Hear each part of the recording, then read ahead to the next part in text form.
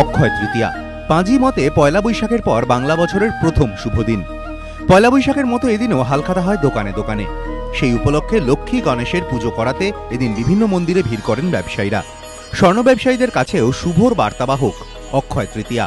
ধনতেরাসে সোনা কেনা যদি উত্তর ভারতের রীতি হয়, দক্ষিণে তাহলে অক্ষয় তৃতীয়া। সেই ছোঁয়া কলকাতাতেও। শহরের বিভিন্ন সোনার দোকানে এদিন ছিল উপচে পড়া ভিড়। ক্রেতাদের মন পেতে বিপণন কৌশলেও অভিনবত্ব এনেছেন ব্যবসায়ীরা। অক্ষয় তৃতীয়ার বিকিনিতে খুশি দুপক্ষই। আজকে জেনারেলি এটা ভালো দিন, শুভ দিন সোনা কেনার জন্য, তার জন্য আমি পেন্ডেন্ট কিনতে এসেছি। বছরে যদি শুভ দিন সোনা কেনার জন্য মানা যায়, একটা যেমন ধনতেরাস, ঠিক সেরকমই অক্ষয় তৃতীয়া। এটাও দেখা যাচ্ছে যে তারা হয়তো বুকিংগুলো আসছে লাস্ট 3-4 দিন ধরে বা 7 দিনের ধরেই বুকিং করছে, এটা পছন্দ করছে করে বলছে যে আমরা রেখে যাচ্ছি, কিন্তু সেই শুভ দিনে এসেই নেব।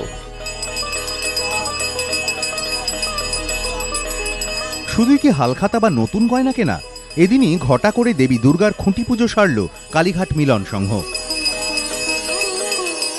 আমাদের শিল্পী বলেছে সময় খুব কম, তাই অক্ষয় তৃতীয়ার দিন, এই শুভ দিনেই আমাদের খুঁটি পুজো শুরু হয়ে গেল, পুজোর দামামা বেজে গেল।